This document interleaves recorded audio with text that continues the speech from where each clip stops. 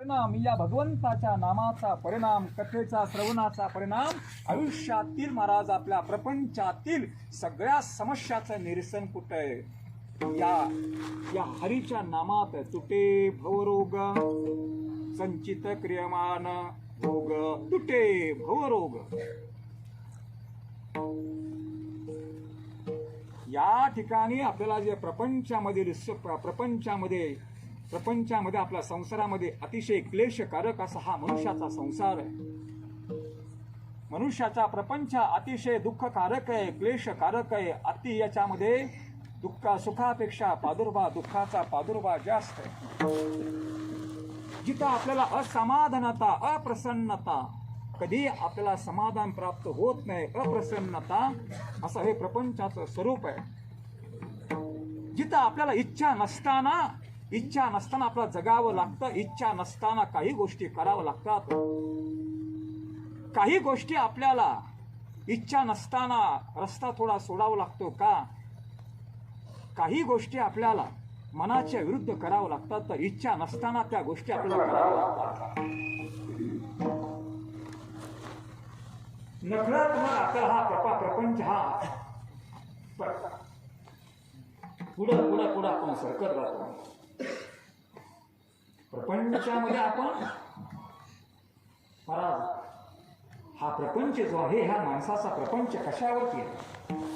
मनुष्याचा प्रपंच हा, मनुष्याचा संसार हा प्रारब्धधीन. परमात्मा हा प्रेतधीन आहे आणि प्रपंच हा प्रारब्धधीन आहे. प्रारब्धधीन असल्यामुळे या प्रपंचामध्ये सुख दुःख आहे. अरे सुख दुःख का?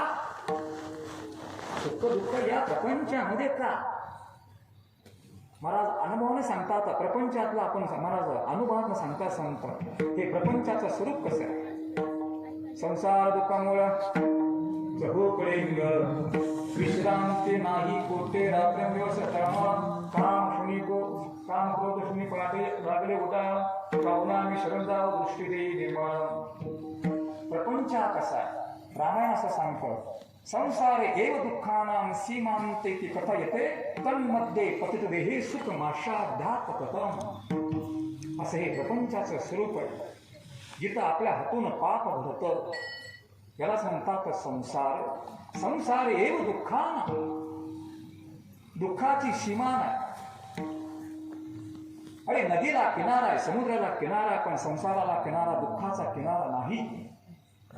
सुखाची चादर नाही, सुखाचं छत्र नाही, दुःखाचं छत्र हा प्रपंच आहे. याच्यामध्ये कुठेही माणसाला सुख लागत नाही का? त्याच्या पाठीमागे कारण काय? संसार दुःखामुळं का?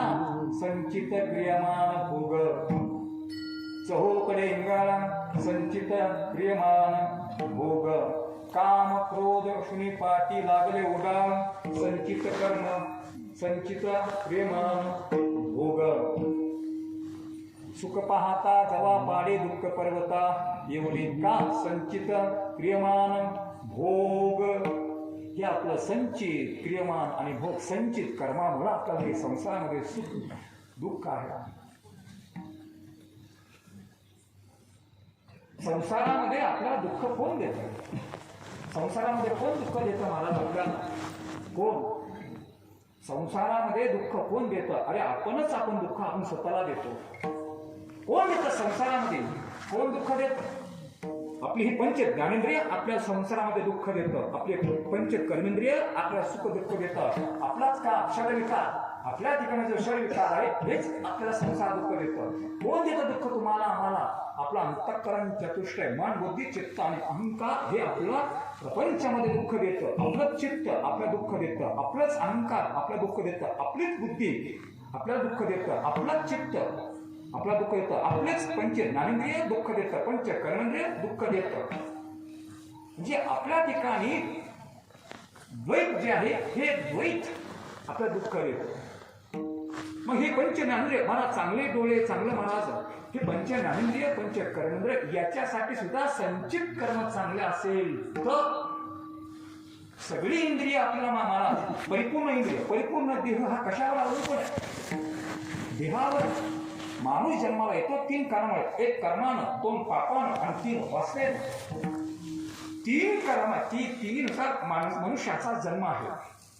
मग पाठीमागचं जसं कर्म असेल त्या कर्मानुसार मनुष्याचा जन्म. विठोबा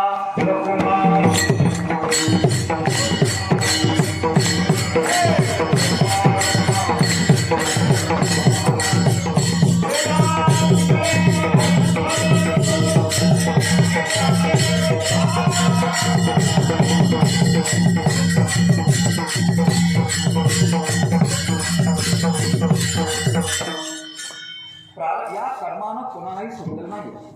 कर्माचे भोग कोणालाही सुटले नाहीये. कर्माचे भोग जीवाला, देवाला आणि महात्म्याला तिघालाही कर्माचे भोग सुटलेले नाहीत. केले कर्म झाले त्याची भोग आले. पाठीमागं जे कर्म असेल ते कर्मानुसार आपला भोग भोगावे लागतात. संचित, क्रियमान आणि भोग. प्रथम संचित आहे, त्याच्यानंतर क्रियमान आहे आणि त्याच्यानंतर भोग आहे. संचित कर्म म्हणजे काय? केले ते क्रियमान, झाले ते संचित दान. प्रारब्ध केले ते क्रियमान, झाले ते प्रारब्ध मन. प्रारब्ध जान, उर्वरित उरले ते. पाठीमागचा भूतकाळ आपण जे कर्म केलं त्याला म्हणतात संचित. आपण जे विद्यमान देहामध्ये आपण सध्या जे करतो त्याला क्रियमान, आणि दोघांचं मिळून जे राहतं ते प्रारब्ध. संचित संचितानं कुणालाही सोडलेलं नाहीये. कर्माचे भोग कुणालाही सोडलेलं नाहीये. तो मोठा अभंग ज्ञानेश्वर आपला माऊलीचा. अरे जिथं रामप्रभूला कर्मानं सोडलं नाही, जिथं सीता मातेला कर्मानं सोडलं नाही, जिथं राजा दशरथाला कर्मानं सोडलं नाही, जिथं शुक मुनीला कर्मानं सोडलं नाही, आणि जिथं हनुमंताला कर्माने सोडलं नाही, जिथं रुक्मानंद राजाला कर्माने सोडलं नाही, जिथं राजा दशरथाला कर्माने सोडलं नाही, जिथं पांडवाला कर्माने सोडलं नाही, जिथं कृष्णाला कर्माने सोडलं नाही, जिथं कर्णाला भोगाने सोडलं, कर्माने सोडलं नाही.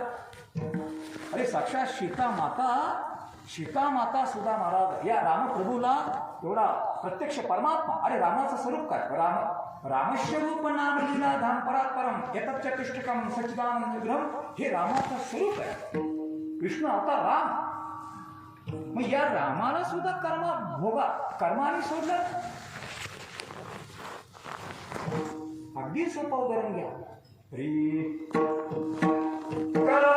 दशरथ वियोग वेला, कर्मे राम वनवास गेला, कर्मे रावण गेला, वियोग घडला सीतादेवी.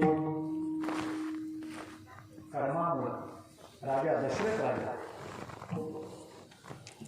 राजा सार्वभौम राजा होता. पण तरी दशरथ राजा संसारामध्ये काय नव्हतं संसारामध्ये. तरी सुद्धा संसारामध्ये हा दशरथ राजा सुखी होता का? नाही. का? संचित, क्रियमान, भोग. राजा दशरथाला आपल्या रामापासून वियोग घडला. याच्या पाठीमागे कथा सर्वांना माहिती आहे. राजा दशरथ राजा रामप्रभूचा वियोग का घडला? मरते वेळी राम आरेसोय. एकही पुत्र नव्हता, 4 पुत्र होते. राजा दशरथाला मरते वेळी प्राण सोडत असताना कोणी एक पुत्र नाही. राजा दशरथाला पाणी पाजायला कोणी एक मुलगा नाही. का? केले कर्म झाले त्याची भोगाले. कोणतं कर्म असं केलं होतं? संचित कर्म. दशरथानं श्रावण बाळाचा वध केला होता. हातून नकळत त्याच्या हातून झाला होता. श्रावण बाळ महाराज सर्वांना कथा माहिती. श्रावण बाळ चालले होते काशीला कावड घेऊन आई वडिलाचे.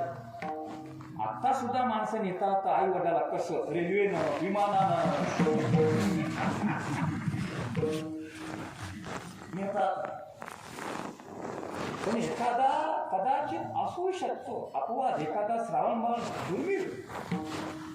पण एखादा नेतो कशासाठी? आई वडिलाला खांद्यावरती नेतो काशीला. कशासाठी? 7 बारावरती नाव लावण्यासाठी असतात एखादे. पण हा श्रावण महाराज काशीला घेऊन चालला. काशीला घेऊन जात असताना तहान लागली आई वडिलांना जंगलामध्ये. आणि हाच श्रावण माह पाणी आणण्यासाठी एका तलाव पाण्याचा एक नदी आहे. पाण्याचा आवाज आला, घर गेला. तिथे श्रावण बाळ हा गेला आणि तिथे शिकारीसाठी हा दशरथ राजा आलेला. दिवसभर वाट पाहिली, कुठली शिकार मिळते. राजा दशरथ विचार करतो, आता असं वापस जायचं ना, काहीतरी शिकार करायची. मदत घ्यायची. सायंकाळ झाली. हा सायंकाळ नंतर हा राजा दशरथ राजा एका झाडावरती, नदीच्या झाडावरती बसले आणि हा श्रावण भोर आपलं कमंडल घेऊन पाणी आणण्यासाठी गेला. महाराज असं म्हणतात अरे श्रावण बाळ वास्तविक तिथं पाणी पिता आलं असतं, पण त्यांनी असा विचार केला, अगोदर आई वडिलाला पाणी पाजावं आणि मग आपण यावं आणि पाणी प्यावं. इकडे महाराज यक्षा महाराज पांडवाला ज्यावेळी तहान लागली वनवासामध्ये असताना, नकुल गेला, सहदेव गेला, अर्जुन गेला, भीम गेला. सगळ्यांनी अगोदर पाणी पिलं. असा विचार केला ना, अगोदर आपल्या कुटुंबाचा विचार केला ना, आपली क्षुधा तृप्त केली. तेच आमचे माळुकर सीता शोधत असताना 6 महिने झालं होतं, सीतेचा शोध लागत नव्हता. कुठेही पाणी नव्हतं. 6 महिन्यापासून महाराज अन्न कुठं भेटलं नाही. रखरखत ऊन, मे महिना, चैत्र महिना होता. भुकेनं आणि तहानेनं व्याकुळ झाले होते ही सगळी वानर सेना. कितीतरी दिवसापासून त्यांना पाणी ग्रहण केलं नव्हतं आणि तहान लागली होती. आणि मारुतीराय एका झाडावरती चढले. झाडावरती पाहून एका डोंगराच्या दिशेने पाहिलं.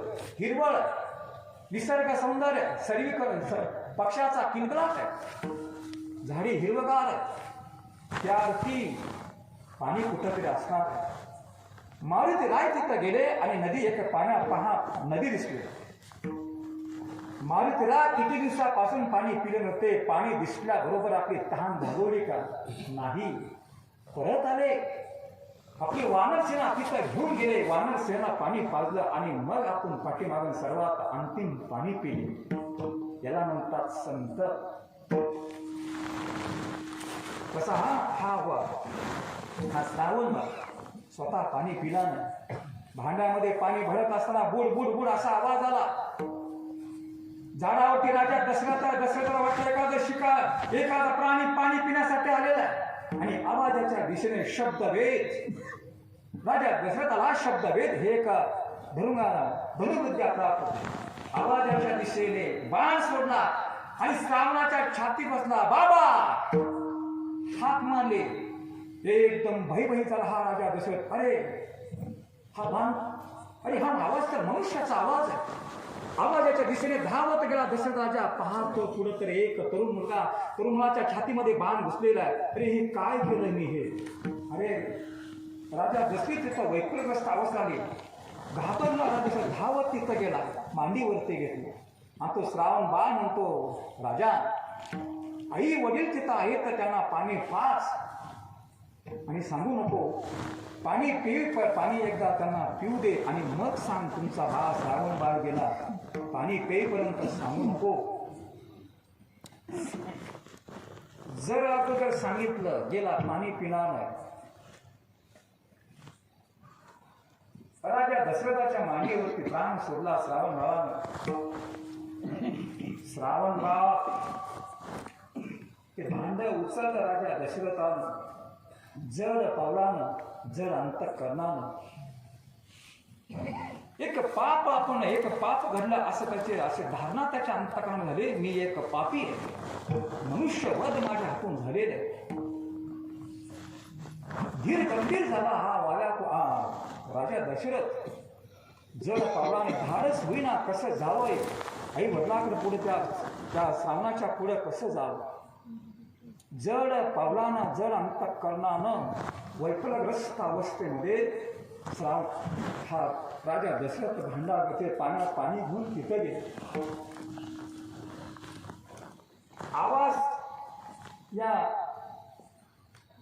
आवाजाच्या दिशेनं आवाज थोडासा आला. आई वडिलांना, आलास का बा. पण राजा दशरथ अबोल काही शब्द फुटेना. वाणीतून काही शब्द फुटेना. कसं सांगावं, कसं पाणी द्यावं. डबडबल्या डोळ्यानं अबोल हे राजा दशरथ कसं पाणी द्यावं, पाणी कसं प्यावं धाडस होईना. कारे बाप म्हणतो का रे, सावण्याचे वडील म्हणतात का रे आम्ही तुला त्रास दिला का, तुला पाणी आणण्यासाठी तुला राग आला का, आम्ही बोलत नाही बा, इथून पुढे आम्ही तुला कधी सांगणार ना पाणी आणण्यासाठी, बोल काहीतरी बोल, इथून पुढे तुला कधी पाणी आणण्यासाठी सांगणार नाही, का बोलत नाहीस, पाणी आणलं म्हणून पाणी सांगण्यासाठी तुला आण म्हणून रागवतोस का.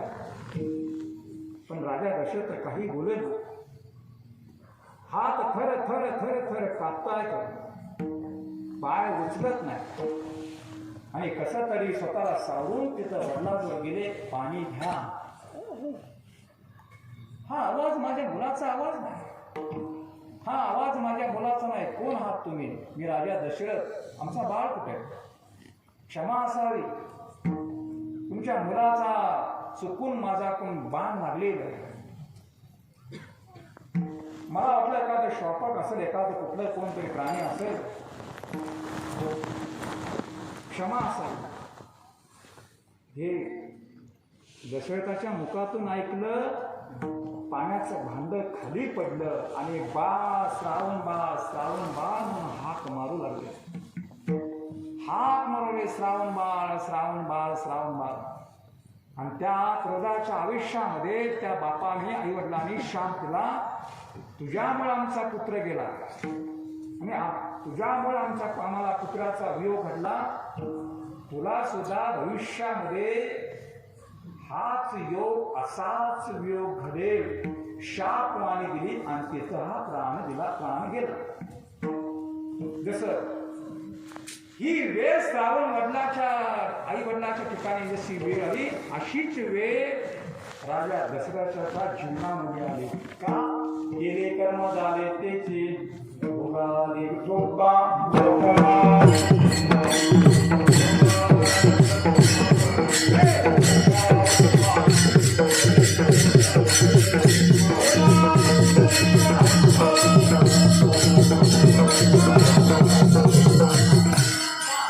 अशी वेळ काले संचित क्रियमान भोग, म्हणून राजा दशरथाच्या ठिकाणी अशी वेळ आली. अरे सीता मातेला तर का अशी वेळ प्रपंचमध्ये का, मला किती सुख बोललं सीता मातेला, किती. अरे सीता मातेचा अधिकार काय, सीता माता पृथ्वी कन्या, साक्षात लक्ष्मीचा अवतार, भूमी कन्या, जनक राजाची कन्या अशी सीता माता. महाराज रामप्रभूशी विवाहाच्या अगोदरचं आयुष्य बघा सीता मातेचं, आणि रामप्रभूशी लग्न झालं त्याच्यानंतरचं आयुष्य पहा. सीता माता ज्या मिथिला नगरीमध्ये असताना काय त्यांचं आयुष्य, आणि अयोध्येमध्ये प्रवेश केला, अयोध्येत आल्यानंतर राजा दशरथाची सून झाल्यानंतर नंतरचं आयुष्य पहा. किती सीता माझ्या आयुष्यामध्ये किती सुख भोगलं. सीता मातेच्या जीवनामध्ये काही सुख नाही महाराज. अरे द्रौपदीने तर थोडे सुख भोगलं, पण सीता मातेनं काही सुख भोगलं. म्हणून सीता माता कोणती गोष्ट अशी घडली की सतत रामापासून दूर अनुभव आला. कोणती गोष्ट, कोणती रामापासून दूर का. अरे सीता माता कोण आहे, जनक राजाची कन्या, दशरथाची सून आहे आणि ब्रह्मंडाची पत्नी आहे. म्हणून उषाला काही वर्ष उषाला दगड घेऊन झोपावं लागलं. का संचित क्रियमान भोग. अरे सीता माता कोण होत्या, केवळ स्त्री नव्हे सीता, ते निज भक्त जाण तत्वता, साधो निराज भोग समजता, सेवेच्या निज स्वार्था म्हणाली. निज भक्त तरी सुद्धा संचित क्रियमान भोग. अरे काय सीता मातेची भक्ती. अरे साक्षात आमचे तुकोबरा म्हणतात, सीताकडे पाहून नमस्कार करतात तुकोबरा. कुणाला, सीता मातेला.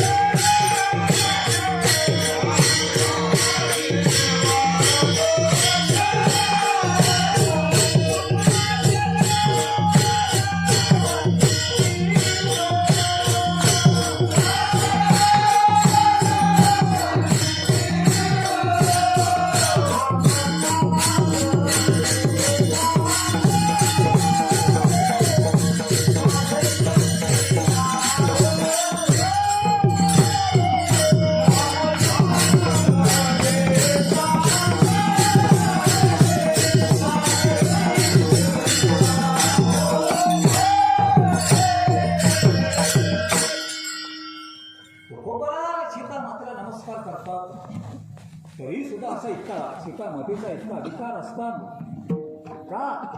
रामप्रभूपासून इतकं दूर का राहावं लागलं? केले कर्म आले त्याची भोगाले, संचित क्रियामान भोग. कोणतं असं कर्म पाठीमागचं कर्म कोणतं? हा वियोग म्हटला. पाठीमागं एकदा रामप्रभूच्या लग्नाच्या अगोदर एकदा सीता माता एका बागेमध्ये फिरण्यासाठी गेलेल्या. बागेमध्ये फिरत असताना एका झाडावरती एक नर आणि एक मादी पक्षी. नर मादी, एक मादी गर्भवती आहे आणि गर्भवती असताना तो नर पक्षी मुलावरती चांगले संस्कार होण्यासाठी कुळी कन्या पुत्र होती रे चांगल्या आपत्तीसाठी मला राम कथा सांगत होता. गर्भावरती संस्कार करण्यासाठी अतिशय मधुर अशा वाणीतून गोड कथा. आणि ती कथा सीता मातेच्या कानावरती पडली. तो नर आपल्या मादीला सांगत असताना एकदम कथा सीताने ऐकली, राम कथा ऐकू लागली. सीतेला खूप आवडली आणि त्याची कथा अतिशय मधुरवाणी कथा अंतःकरणामध्ये मधुरवाणी प्रवेश करा त्या कथेत. आणि त्या पक्षाला, दोन्ही पक्षाला सीता मातेने पकडलं आणि सीता माता पक्षाला घेऊन आपल्या राजवाड्यामध्ये घेऊन गेला आणि एका पिंजऱ्यामध्ये त्या पक्षाला घेऊन तो पक्षी म्हणतो, नर म्हणतो, सीते सोड, आमचं जीवन पिंजऱ्यात नाही, अरे आमचं जीवन भरारी, आमचं जीवन हे आकाश आहे, आकाशामध्ये भरारी आहे, सोड मला, सोड, माझी पत्नी गर्भवती आहे, सोड. नाही, तुमची कथा मला खूप आवडलेली, मला कथा इथं ऐकायची आहे, सोड, अजिबात नाही. तो पक्षी म्हणतो, सीते आम्ही रोज इथं येतो, तुला कथा सांगण्यासाठी मी इथं येतो, आम्हाला जाऊ दे. सीता म्हणते, अरे तिथं माणसावरती विश्वास नाही, तुझ्यावरती कसा विश्वास? माणसावरती विश्वास नाही, तुझ्यावरती कसा विश्वास? तो ऐक माझ्यावरती विश्वास ठेव, माझ्यावरती विश्वास ठेव, अजिबात नाही. सीते, माझी पत्नी गर्भवती आहे, माझ्या पत्नीसाठी स्वतः घरटं बांधावं लागतं, मग त्याची प्रसूती होते. माझ्या पत्नीला सोड. सीता म्हणते, एवढा मोठा पिंजरा आहे, त्या पिंजरा तुला गादी ठेवते, सगळं सुख सोयी तुला देते, पण अजिबात सोडणार नाही. सीते सोड माझ्या पक्षाला, तुम्हाला पाहिजे ते देते, तुम्हाला जे खायला पाहिजे ते देते, पण इतना तो अजिबात तुम्हाला सोडणार नाही. पक्षी म्हणतो, सीते अशा वेळी मी स्वतःहून आणलेलं खाद्य माझ्या पत्नीला सध्या गरज आहे, तू दिलं गरज उपयोग नाही, मी स्वतःहून आणलेलं खाद्य तिला खायला पाहिजे. तरी सुद्धा सीता सोडेल, दयामाया करतो, हात जोडतो पक्षी, दोन्ही हात होतो, सोड आम्हाला सीते सोड, तरी सीता सोडेल. सीता, तो पक्षी म्हणतो, सीते इतकं तर कर, आज माझ्यासाठी एवढं तर कर, माझ्या पत्नीला मी इथं ठेवतो, माझ्या पत्नीला खाद्य आणण्यासाठी तरी जाऊ दे. मग सीता तयार. आणि हा पक्षी आपल्या पत्नीला सोडून पक्षी सकाळी गेला, दुपार झाली तरी आला नाही. त्याची पत्नी वाट पाहत होती, आकाशाच्या दिशेने पाहिजे, हा माझा पती कधी येतो, आता माझ्या प्रसूतीची वेळ होत आहे, वेदना होऊ लागलेल्या आहेत आणि आता माझ्या जवळ माझा पती नाही. भयभीत झाली ती पक्षी आणि आपल्या पतीची वाट पाहू लागली. आकाशाकडे डोळे त्या पक्षीने, कधी माझा पती येतोय, आता माझ्या प्रसूतीची वेळ झालेली आहे, वेदना खूप होत आहे, कोणी जवळ नाही.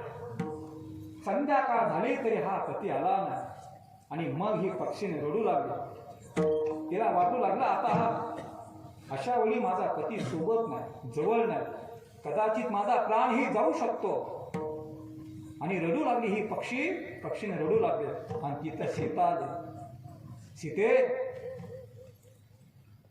मला प्रसूती होत आहे, यातना होत आहे, आणि आता माझ्या जवळ माझा पती नाही. का? फक्त तुझ्याच, त्याला कारण फक्त तू आहेस. सीते, आत्ता जेवढा मला यातना होतात तशाच यातना तुला सुद्धा भोगावं लागेल. जसा माझ्या प्रसूतीच्या वेळी माझा पती जवळ नाही, तसा तुझ्याही प्रसूताच्या वेळी तुझा पती जवळ राहणार नाही. आता पती जसा माझा पती दूर आहे, त्याचं दुःख मी भोगते, तेच दुःख तुला भोगावं लागेल, तुला भोगावं लागेल, तुला भोगावं लागेल, असं मनात मनात मनात त्या पक्षीने प्राण सोडला. मग ज्यावेळी सीता वाल्मिक ऋषीच्या आश्रमात असताना होते का, जवळ होते का? नाही. रामप्रभू जवळ होते, सीता मातेच्या प्रसूतीच्या वेळी नव्हते. म्हणून हा सीता मातेला आपला पतीपासून वियोग घडला. कशामुळे घडला सीता मातेला? संचिता प्रेमा भोगविठोबा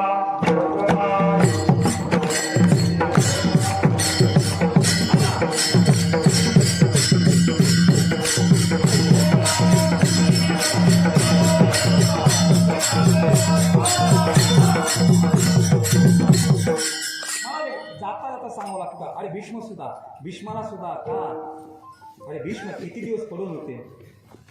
भीष्म किती दिवस, पितामह भीष्म महाराज काय ताकद होती भीष्माची.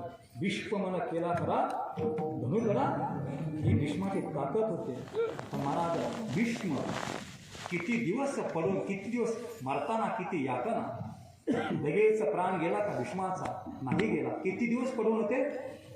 6 महिने. शिरपिंजरी होती 6 महिने. महाराज त्याला एक कारण फक्त जाता आता सांगतो. का? पहिलं कारण महाराज, सीतेचं द्रौपदी वस्त्रारोहण होत असताना दुःशासन त्या द्रौपदीचं वस्त्रारोहण करतोय. एक एक डाव हरत चाललेला धर्मराजा आणि कप्तान दुर्योधन आणि शकुनी मामा दर पांडवाची सगळी संपत्ती जिंकत आहे. एक शब्द जरी बोलला असते भीष्म त्या धर्मराजाला, थांब थांब धर्म थांब, एक शब्द बोलले नाही. केसाला धरून आणलं होतं सभेमध्ये द्रौपदीला, ओढत ओढत आणलं दुःशासनाने. फक्त पाहत बसले आणि मान खाली. एक शब्द बोलत भीष्म, एक शब्द जरी बसले असते दुःशासन सोड, लट कापला असता दुःशासन. एक शब्द बोलण्यात परिणाम 6 महिने तडपत राहिले. आणि ते इकडे रामायणामध्ये जटाऊ पक्षीने फक्त थोडा प्रयत्न केला होता. सीता मातेला घेऊन जात असताना रावणाला थोडासा प्रयत्न केला, थोडासा. महाराज तिथं वास्तविक रावणाचा पराजय झाला असता. त्या पक्षाची ताकद किती होती? यक्षाला, दानवाला, गंधर्वाला, माणसाला, देवाला, राक्षसांना हरवण्याची ताकद होती. एवढा शक्तिवान होता हा पक्षी. रावणाला भारी पडू लागला हा पक्षी. त्यावेळी रावण थांबला. मग त्याने विचारलं, तुझं मरण कशात आहे? प्रामाणिकपणे सांगितलं, माझं मरण माझ्या पंखात आहे. हाच प्रश्न मारुतरायाला पहिल्यांदा दरबारात गेले, रावणाच्या लंकेत दरबारात. रावणाला वाटलं ही वानसरा सगळी माकडे. रावण विचार करतो, जसं या जटाऊ पक्षाने सांगितलं मरण पंखात आहे, हा सुद्धा सांगेल. ज्यावेळी रावण आटोक्यात येईल, मारुती याला पण मारून टाकावं. हनुमंताला विचारलं, हनुमंता तुझं मरण कशात आहे? मारुती म्हणजे माझ्या शब्दात मरण. म्हणून त्या शब्दाला पण आमच्या मारुतीने काय केलं? जाळी येईल. मला तू शहाणा तर मी दीड शहाणा, तू भाजप तर मी काँग्रेस.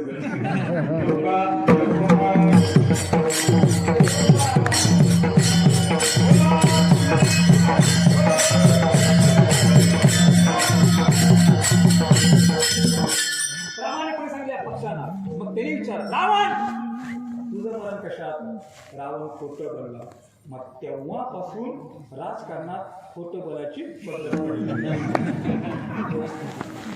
तेव्हापासून रावणापासून राजकारणामध्ये खोटीसाठी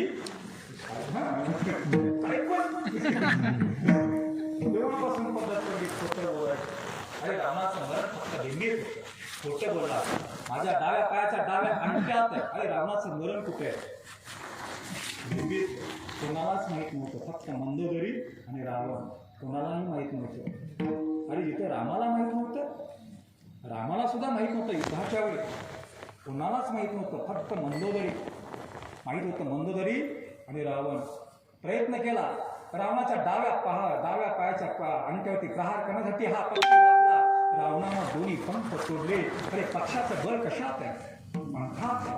माणसाचं बळ कशात आहे? मनगटात आहे. माशाचं बळ पाण्यात आहे. त्या पक्षाचं बळ पंखात आहे. पंख तुटले, खाली पडला. रामाची वाट, प्राण सोडला का? नाही. मुखात अखंड राम राम राम राम. आणि सुदैवानं तिथं राम सीतेला शोधत आले. पक्षाची त्या जटायू पक्षाची किती पाहिली, मांडीवरती घेतली, मांडीवरती घेतलं. राम म्हणतात, आता ती मोठी कथा आहे, अगदी संक्षिप्तमध्ये राम म्हणतात, तुला दिव्य शरीर देऊ का? नको देवा. कुर्मादासाला हे विचारलं होतं देवानं लहू ठिशेरीवरती. कुर्मादास जसे पैठून गेले, गंडत गळून गेले होते, आणि जिथं 30 किलोमीटर पंढरपूरला होतं, तिथून म्हणता देवा आता निघालो मी. तिथं देव आले महाराज. ही साध्य भक्ती आहे. साधन आणि साध्य भक्तीचे दोन प्रकार आहेत. साध्य आणि साधन भक्ती. साध्य भक्तीमध्ये देव भक्ताकडे येतो, साधन भक्तीमध्ये भक्ताला देवाकडे जावं लागतं. कुर्मादासाची स्थिती पाहिली. कुर्मादासाचं शरीर रक्तबंबाळ झालेलं, गणगळत पैठणहून आलेले पंढरपूर. अरे कुठं पैठण आणि कुठं पंढरपूर? 350 किलोमीटर. चालत आले का? नाही. गाडीवर आले का? नाही. खांद्यावर आले का? नाही. रथात बसले का? नाही.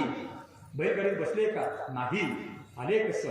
ज्याला पाय नाही, ज्याला हात नाही, लाकडाचा ओंठा कसा असावा कसं हे कुर्मादासाचं शरीर आहे. गणगळत कुठं काठे, कुठं दगड, कुठं चांगला रस्ता, कुठं खराब रस्ता. किती यातना झाल्या त्या शरीराला, किती टोचले असतील रक्तभंबा. आणि तिथून देवा जातो मी आता. देव तिथाले, कुर्मादास तुला दिव्य शरीर देऊ का? नको. आणि देव प्रत्यक्ष माझ्या डोळ्यापुढं, आणि डोळ्यापुढं माझं देवाच्या पुढं मरण येत असेल. मी देवाला पाहत पाहत पाहत पाहत माझा प्राण जात असेल. याच्यासारखं भाग्य काय माझं? एक सांगू का जाता आता, कधी मरते वेळी महाराज देवाकडे पाहत पाहत प्राण सोडा, मोक्षाची प्राप्ती आहे. रामायणामध्ये एक प्रसंग आहे, फक्त वेळ झाला सांगतो फक्त महाराज. विठोबा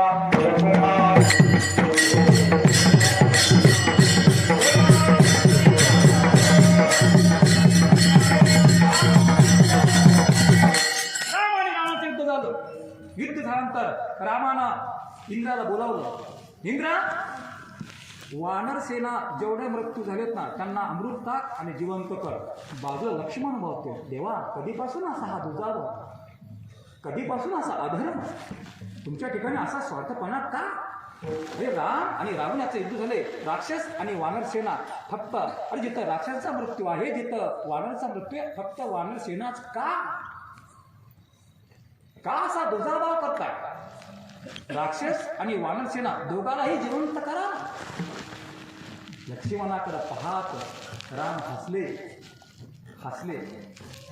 वानर सेनाच का जिवंत केले? देवानं इंद्राला काय सांगितलं? लक्ष्मण, अरे बघ तू, युद्ध कोणाचं आहे? रावण आणि राम विरुद्ध पक्ष. रामाचा विरुद्ध पक्ष कोण आहे? रावण आहे. रावणाची सेना रामाच्या वानराच्या समोर आहे, आणि समोर युद्ध झालेलं आहे. मी पाठीमागे, माझी सेना पुढे आहे, आणि मला पाहत आहे. राक्षस मला पाहत आहे, पण वानर मला पाहत नाही. माझ्या पुढं वानर आहे. आणि ज्यावेळी वानर आणि राक्षसांचा युद्ध चालू असताना वानर सेनाने ज्या राक्षसांचा वध होत असताना, मृत्यू होत असताना, खाली पडत असताना मला पाहत त्यांचा प्राण गेलेले. आणि जो मला पाहत गेला त्याला मोक्ष आहे. मग जर हे राक्षसांना मोक्ष प्राप्त झालेला आहे, मग जिवंत का करू? मग जिवंत केलं परत तेच करू का युद्ध वानराने राक्षस परत. अरे त्यांना मोक्ष नाही पण वानरसेनांना मोक्ष नाही. अरे मरतेवेळी त्यांची पाठ माझ्याकडे मूक आहे का नाही. मला पाहत पाहत राक्षसांचा मृत्यू झाले म्हणून त्यांना मोक्ष आहे पण वानरांना मोक्ष नाही. म्हणून कधी अंतकालेचे मामेव म्हणून अंतकाली ज्याच्या नामाले सुखा फार नाही. मरतेवेळी पाहत पाहत आणि मुखात देवाचं नाम नाम नाम मुखी नाम म्हणून पाहत पाहत मला देवा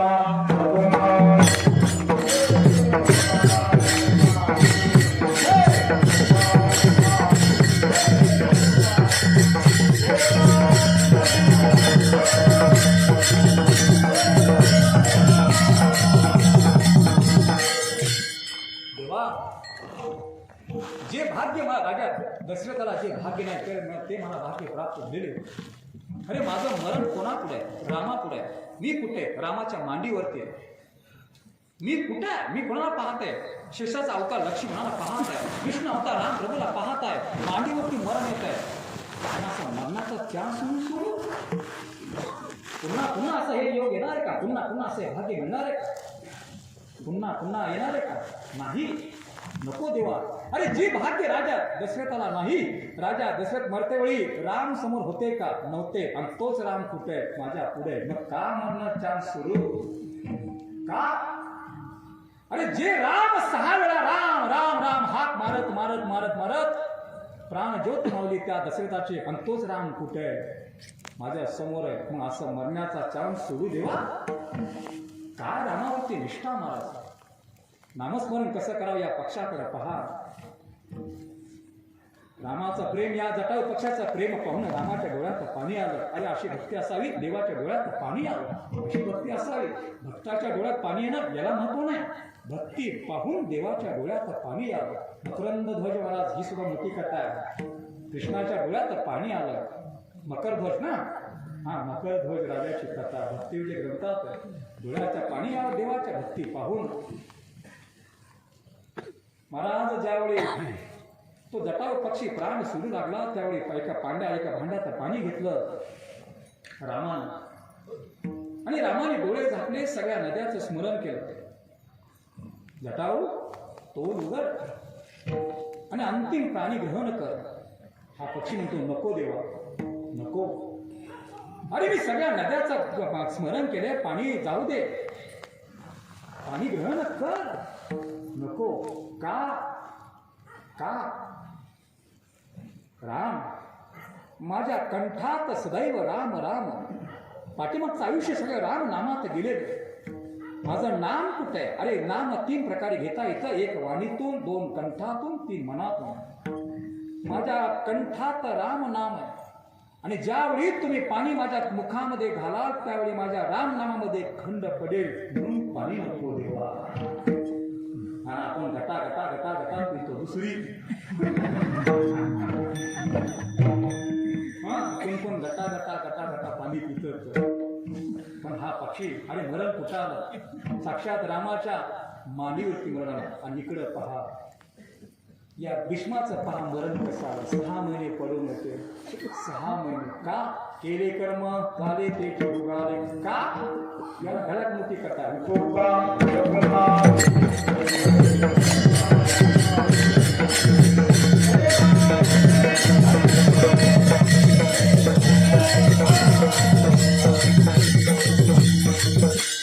मला असं म्हणतात भीष्म हे 8 अष्टवसू 1 वसू.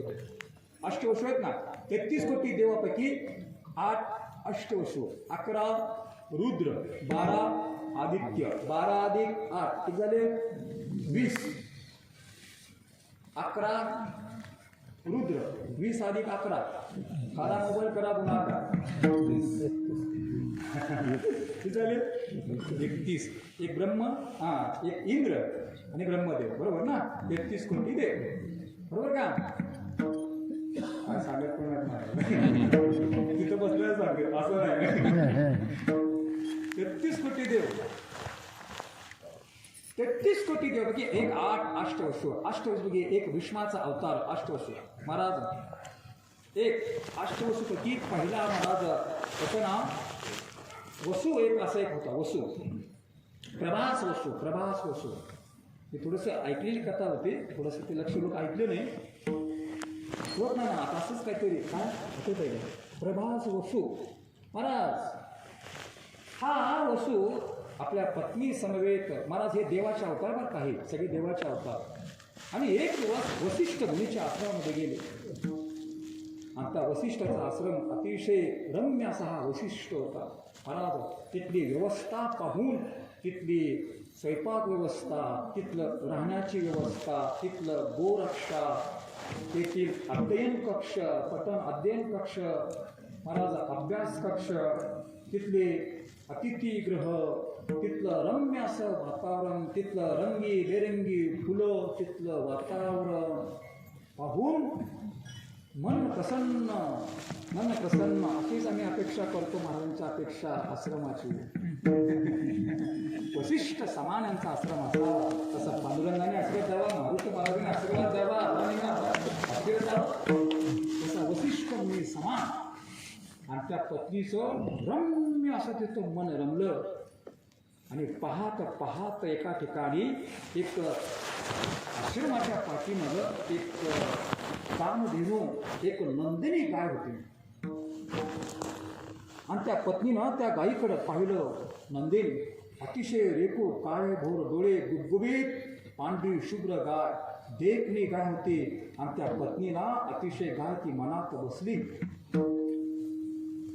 महाराज ही गाय आपण घेऊन जाऊया का हे आश्रम कोणाचा आहे तुझ्या बापाचा नाही तुझ्या बापाचा नाही माझ्या बापाचा नाही हा वसिष्ठ मुनीचा आश्रम आहे आणि ते इथं सध्या नाहीये ते बाहेर कुठं तरी गेले तर गपचल मुकट्यानं नाही मला खूप आवडेल चला ऐका माझं आणि ती गाय तिला कशासाठी होती मृत्यू लोकांमध्ये एक आवडतीची जवळची मैत्रीण तिला प्रेझेंट द्यायची होती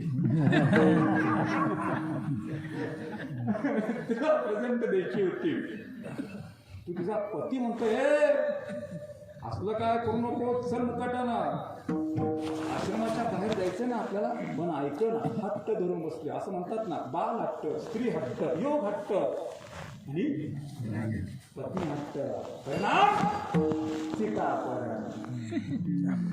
परिणाम 6 महाराज लंकेत गेल्या कोण सीता माता हट्ट बाल हा स्त्री हट्ट केला पत्नी हट्ट पुरासाठी राम गेले हरणाच्या पाठीमागं हा तयार होईना आणि तरी सुद्धा पत्नीसाठी महाराज ती गाय घेतली आणि न सांगता वसिष्ठला न सांगता ती गाय घेऊन आला वसिष्ठ ज्यावेळी आश्रमामध्ये आले पाहतात तर गाय नाही आपल्या शिष्याला विचारलं आम्हाला काही माहीत नाही मग अंतर्ज्ञान पाहिलं वसिष्ठानं ही गाय कुठं आहे तर प्रभास वसूनी गाय नेली आणि तिथूनच मला शाप दिला वसिष्ठ हे तप सामर्थ्य आणि हा शाप खरा होतो शाप दिला तुम्ही देव योनीत आहात ना मानव योनीमध्ये तुम्ही जाल आणि मानव योनीमध्ये गेला की लगेच तुम्ही मानव योनीमध्ये जाल तुम्हाला मोक्ष मिळणार नाही असा शाप दिला मग तो घाबरला आणि देवगुरु त्यांचे देवगुरु वसिष्ठाला शरण गेले आणि मग शाप दिला तुम्ही शापातून मुक्त व्हायचं असेल ना तर तुम्हाला मानव जन्म 7 घ्यावा लागतील आणि जन्म घेतल्याबरोबर तुम्हाला मोक्ष मिळेल पण 8वा जो वसू असेल त्याला मोक्ष लवकर मिळणार नाही हे तुम्हाला भोगावंच लागणार त्या नंदनी गाय चोरीचं फळ तुम्हाला भोगावंच लागणार म्हणून हा 8 अष्टवसूपैकी शंतनू आणि गंगा यांच्या पोटी जन्मले हे भीष्म 8वे अष्टवसू आणि हे 8वे अष्टवसू शाद्रता वसिष्ठा लवकर मोक्ष मिळणार नाही म्हणून हे 6 महिने पडून होते का केले कर्म झाले गोपा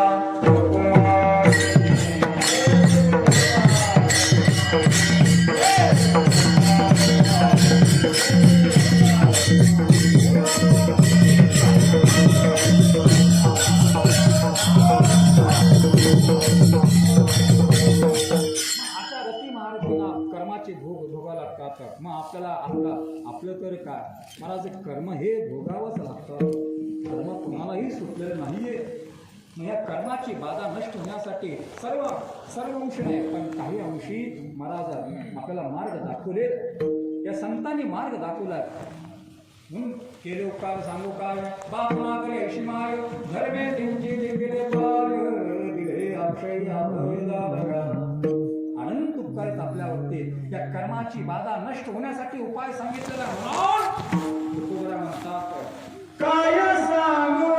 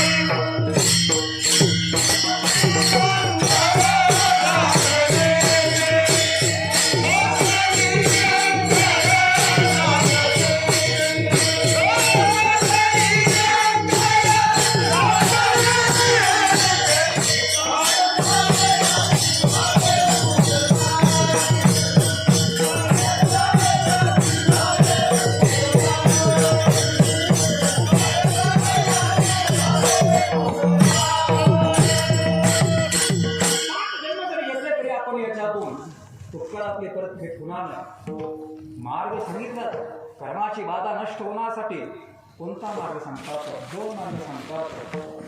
संचित प्रेमान आणि भोग याच्यामुळे आपल्या प्रपंचामध्ये दुःख आहे ना, तुम्ही काही करा, कोणताही मनाचा कर्मकांड करा, कोणताही याच्यातून सुटका होण्यासाठी कितीही जरी केला सुटका होत नाही.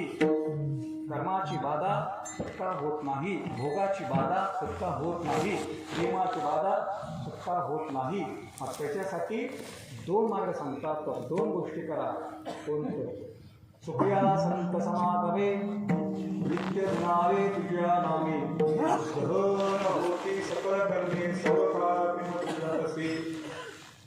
एक संत संग करा. आणि दोन करो वासुदेव स्मरण येणे तुटेल बंधन खंडेल कर्माचे वदन वासुदेव जपताची. म्हणून इतर महाराज म्हणतात तुटे भवरोग संचित क्रियमान भोग ऐशे विठोबाचे नाम. कैशे ऐशे विठोबाचे नाम.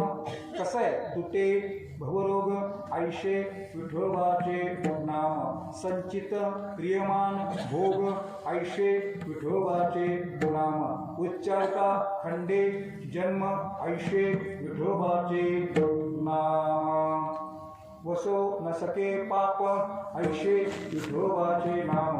पडे त्रिविध ताप ऐशे विठोबाचे नाम. आता ह्याच्यावर खूप बोलता येईल, पण आता 12 वाजले. संक्षिप्त आपण धावता याच्यापुढे चर्चा करू. आणि तुटे भवरोग संचित क्रियामान भोग ऐशे विठोबाचे नाम. विचारता खंडे जन्म. म्हणा तोरंबा. तुटे भवरोग